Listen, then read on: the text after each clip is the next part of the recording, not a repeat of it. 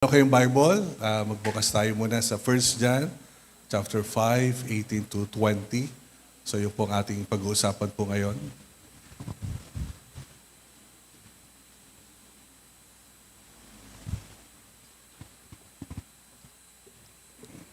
First John 5:18.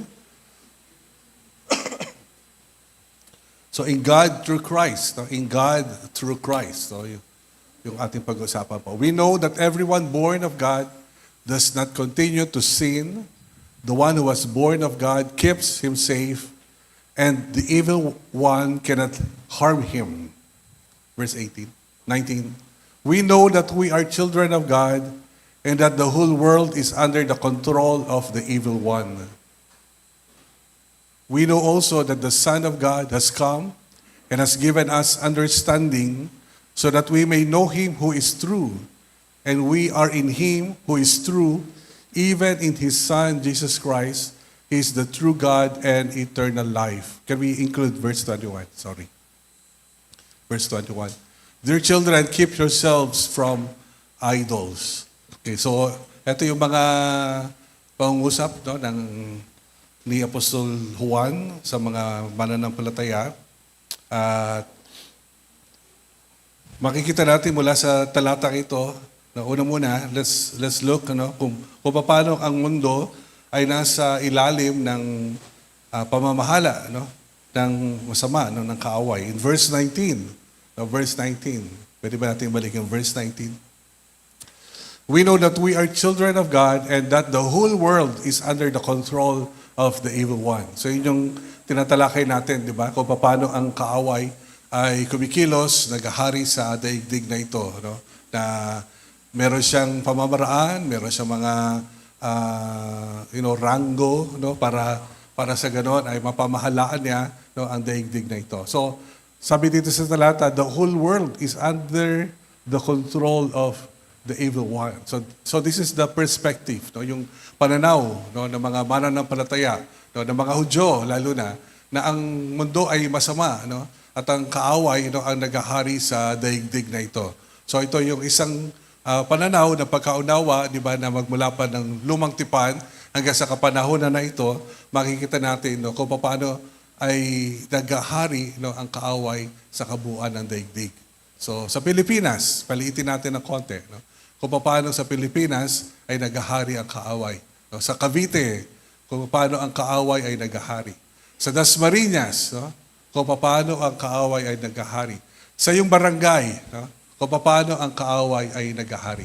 So nakikita natin ng katotohanan na ito na ang kaaway ay naghahari. Di ba sabi sa 1 Corinthians chapter 4, 2 Corinthians chapter 4 verse 4. So crucial ito sa engagement natin when it comes to evangelism. The God of this age has blinded the minds of unbelievers so that they cannot see the light of the gospel of the glory of Christ, who is the image of God. So the God of this age, the evil one, Satan, has blinded the minds of unbelievers. So may control talaga siya kahit sa pag-iisip ng mga tao. Binulag niya. Bakit? Para hindi maunawaan ng tao so that they cannot see the light of the gospel of the glory of Christ. So imagine mo, year after year, we've been celebrating the birth of Christ, the death of Christ, pero yung the simple gospel of receiving Christ as Lord and Savior, hindi maintindihan ng mga tao. That this is a free gift coming from our Lord, that you will just receive it as a gift, and you will just surrender your life to our Lord, open up your heart, and make Jesus Christ as your Lord and Savior. So that is the gospel of the glory of Christ, that He died on the cross. Pero this simple gospel, hindi makuha ka agad, hindi maintindihan. Simply because, bakit daw? The God of this age has blinded the minds of the unbelievers. So, merong bumubulag. So, ito nga yung masama, sabi doon sa 1 John, ang masama na naghahari sa daigdig na ito. So, let's go back to 1 John, chapter 5. So, the world is under the control of the evil one, and we can see that in verse 19. But about the children of God, ano naman no, ang nangyayari sa mga anak ng Diyos. Verse 18. What's the condition of God's children? Verse 18. We know that anyone born of God does not continue to sin. The one who was born of God keeps him safe, and the evil one cannot harm him. So, una makita natin dito, tayo, no, anyone born of God does not continue to sin. So, ibig sabihin, tayo bilang mga anak ng Diyos, nakaranas tayo ng kapanganakan, no, born of God, ipinanganak ng Diyos. No? At yun daw, ipinanganak ng Diyos ay hindi na nagpapatuloy sa kasalanan. So tayo naman, no, ay bilang mga anak ng Diyos, no, tayo ay kanyang isinilang. No, nagkaroon tayo ng ating buhay, bagong buhay, di ba, kay Kristo.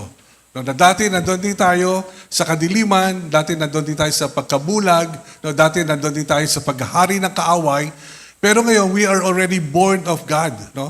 Naranasan natin yung pagkilos ng Diyos sa buhay natin, no, naranasan natin yung pagpapatawad ng Diyos sa ating mga kasalanan, naranasan natin yung paghahari ng Diyos, no, sa buhay natin, natanggap natin ang banal na Espiritu ng Diyos, no? Now we know the difference, no? Na merong Diyos at walang Diyos sa buhay. No? Ng pinaghaharian ng banal na Espiritu at hindi. No? Bakit? Because we are born of God. No? Alam natin yon. So kaya nga meron tayong patotoo. No? Kung paano tayo binago ng Diyos sa dati nating lumang buhay, ngayon tayo ay may bagong buhay, tayo ay mga anak na ng Diyos. No? Isang kapanganakan, no, na tanging ang Diyos ang gumawa. No? At merong kakayahan gawin sa buhay natin. So pakita ng iyong katabi mo na born again ka na ba? So born again is not a religion. It's not joining a group, no, of religious people or organization. No? But being born again is being born of God. No? Na dati alam mo ikaw ay makasalanan, humingi ka ng tawad sa Diyos, nagsisi ka, no? At pinatawad ka ng ating Diyos, no? At si Jesus na ang Panginoon ng buhay mo ngayon. At ikaw ay lumalakad, no, sa pangunguna ng Banal na Espiritu sa iyong buhay. Now you are being born again. No? So you are born of God. At ano pa yung ginagawa ng Diyos sa kanyang mga anak? The one who was born of God keeps him safe. Keeps him safe. No? Sabihin, iniingatan tayo, no, ng ating Diyos. No? We are being kept safe, no, from the enemy. No? And the evil one cannot harm him. Sabihin, yung anak ng Diyos, no, born of God, no, ay kanyang pinapangalagaan. No?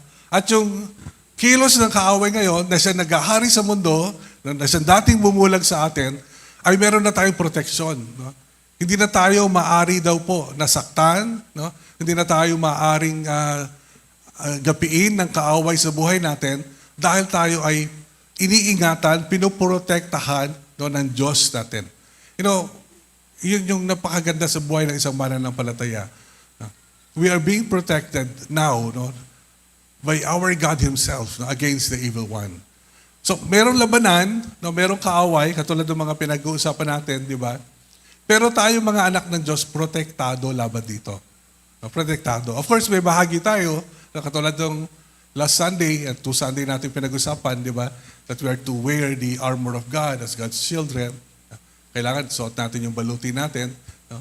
Pero sa pakikipagdigmang ito, you know, andon yung katotohanan, no? The compelling truth that we are protected by our loving Father. That the evil one cannot harm us. No? Hindi maaari na ang anumang tukso ng kaaway ay humantong sa ikapapahamak ng kanyang anak. No? Dahil bibigyan tayo ng Diyos ng pagtatagumpay laban sa anumang tukso ng kaaway. No? Hindi niya tayo pababayaan. No? Maggagawa siya ng pamamaraan, no, upang tayo ay makalaya, no, mula doon sa bitag ng kaaway. So, yun ang gusto ng Diyos na maranasan ng bawat isang anak niya. We are being protected. So, sabi mo sa katabi mo, iniingatan ka ng Diyos. No? Sometimes we are not aware, di ba? Hindi natin nakikita ang isang daigdig, no, na ginagalawan natin. So, di ba, we're existing on what realms? 2 worlds at the same time. No? The physical and the spiritual realm. So, sometimes we're not aware of what is happening in the spiritual realm. No? What we only see is the physical realm. Pero andun yung protection ng Diyos, no, sa bawat isa sa atin. Bakit? Kasi we are God's children. We are born of God. No? And because of that, we are being protected by God. We're being kept safe, no? Grabe, no? Against the enemy. No? Against the enemy. So, may tatak tayo bilang mga anak ng Diyos, no? Na hindi tayo maaaring alipinin ng kaaway. At hindi lang yon, verse 20, ano pang ginawa niya sa atin? We know also that the Son of God has come and has given us understanding. Sabi niyo nga po, understanding. Pangunawa, di ba? Dati hindi natin naunawaan itong mga bagay na ito, no? Lalo na patungkol kay Kristo, no? Patungkol sa mga bagay tungkol sa Diyos, no? Wala tayong pangunawa patungkol dito. Pero tayo daw ay binigyan na ng pangunawa, ng understanding, so that we may know Him who is true. We may know Him, God. No? Dalawa yung tinutukoy dito, baka malito kayo. No? That we may know God. No? We may know Him. Paano? So that we may know Him who is true, and we are in Him, that is God, who is true, even in His Son, Jesus Christ. No? So we are in God through Jesus Christ. No? So He is the God, the true God and eternal life. God, our Father, is the true God, and we have eternal life in Him, but we can only experience this through Jesus Christ. Through Jesus Christ. So we are in God through Christ. Kumbaga, yung buhay ni Kristo, ibinahagi niya sa atin, yung relasyon niya sa tatay niya, no, sa ating Diyos, ay naging relasyon din natin sa ating Diyos dahil sa pamamagitan ni Kristo. Nakuha niyo ako? We are in Christ, that's why we are also in God. So without that, inclusive, tama ba yun? Inclusive. We've been included, no, in that relationship. Merong relasyon ang Diyos Ama at ang Diyos Anak. Okay? So nung si Jesus ay namatay sa krus, in-include niya tayo doon sa relationship na yon. So without Christ, no, wala tayong relationship sa Ama. No? But because of Christ, no, we've been included in that relationship. And that is the understanding, no, yun yung pag-unawa na ibinibigay sa atin, no, bilang mga anak ng Diyos. No? Na hindi natin kilala ang Diyos, no, wala tayong alam tungkol sa Kanya, no, dati tayo naligaw, no, pero mga anak tayo ng Diyos, no, we were created in the very image and likeness of God. No?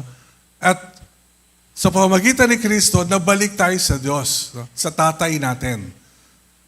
Galing tayo sa isang lineage, no? isang sanga, no? Isang lahi. Galing tayo lahat sa lahi ni Adan. No? At si Adan ay anak ng Diyos. No? So, ang bawat isang tao, born again man o hindi, created in the very image and likeness of God, children of God. No? Ligtas ba o hindi? Hindi lahat. Anak ba ng Diyos? Ang lahat, anak ng Diyos. No? What is the difference? Pag nakilala mo si Kristo, maliligtas ka. Anak ka na, no, na naligaw, pero pag nakilala mo si Kristo, magkakaroon ka ng kaligtasan. Okay? So everyone, no, is born of God. Everyone is made in the image and likeness of God. But not everyone is born of God. Magkaiwala yun. Every man, lahat ng tao, lilikha tayo ayon sa wangis ng Diyos. No? Pero hindi lahat is born of God. Hindi lahat ay pinanganak ng muli.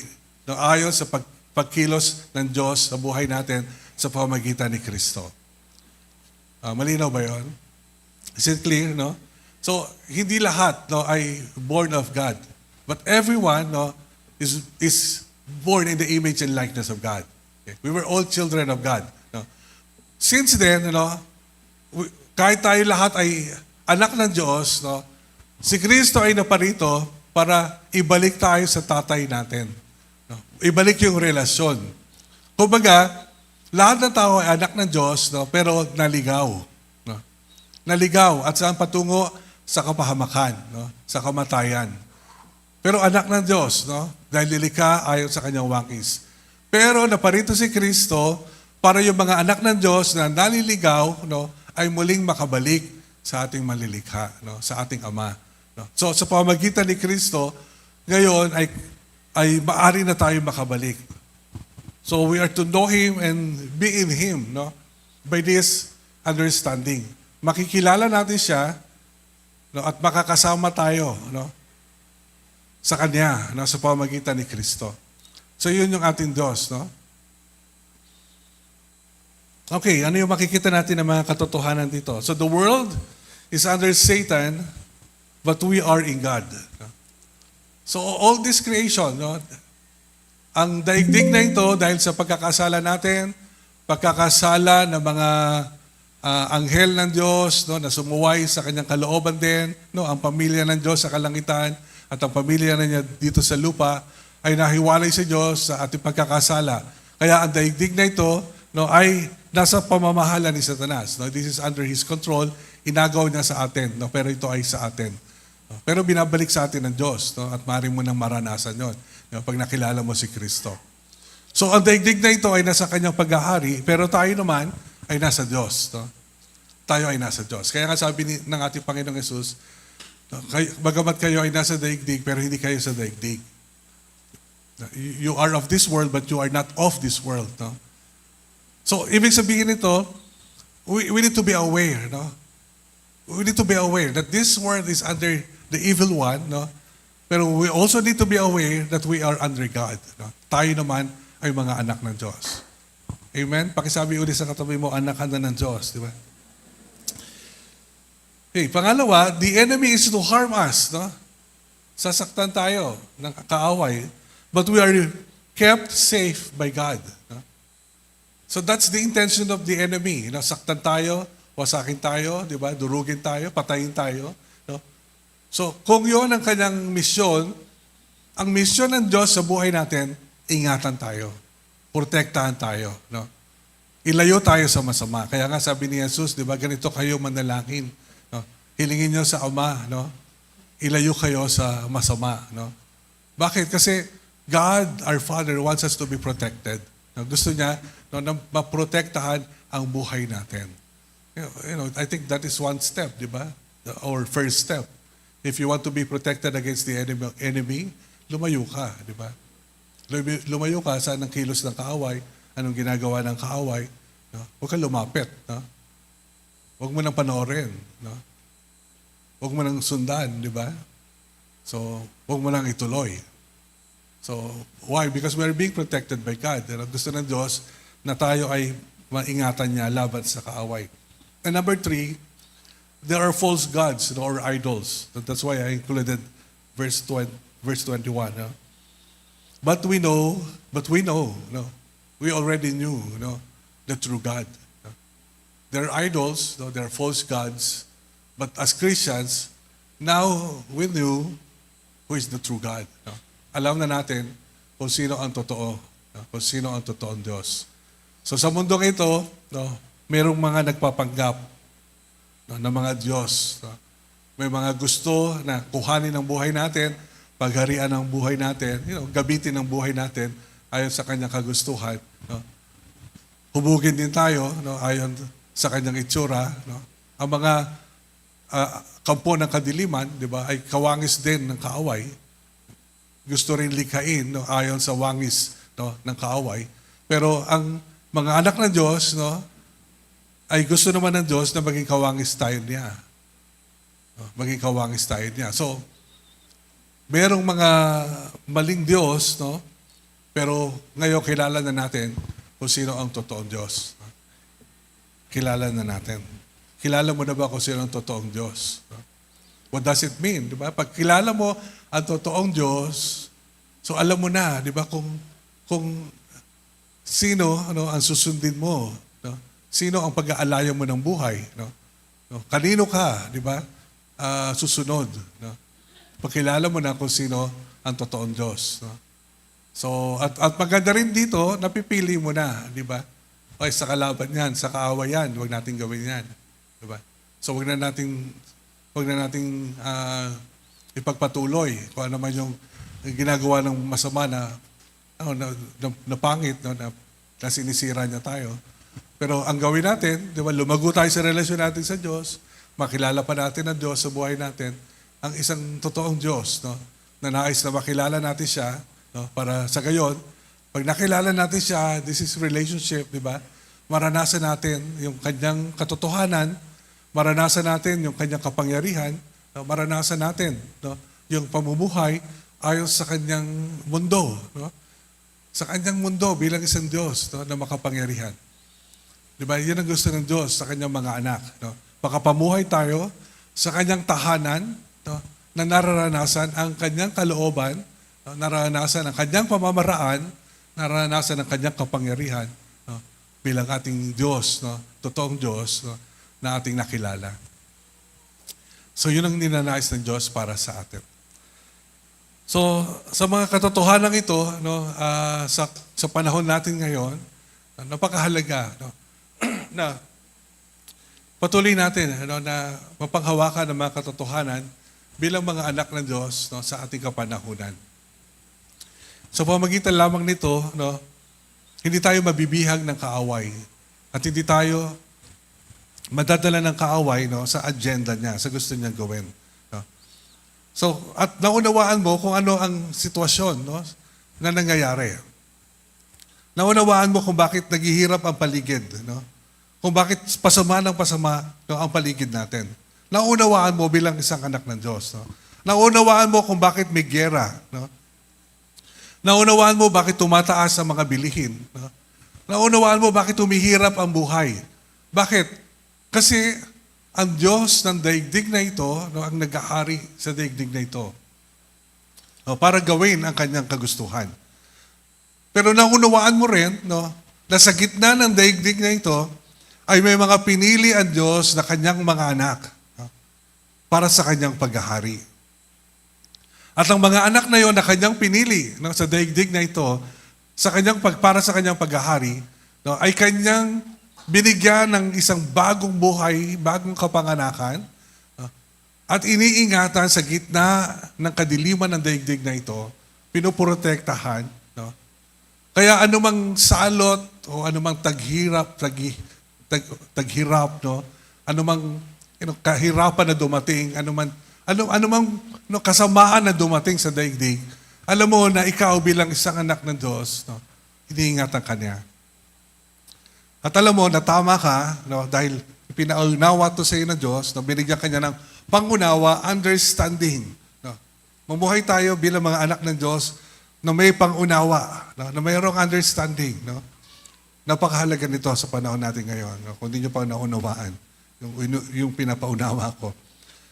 But you see, to live today in this world without God's understanding, no,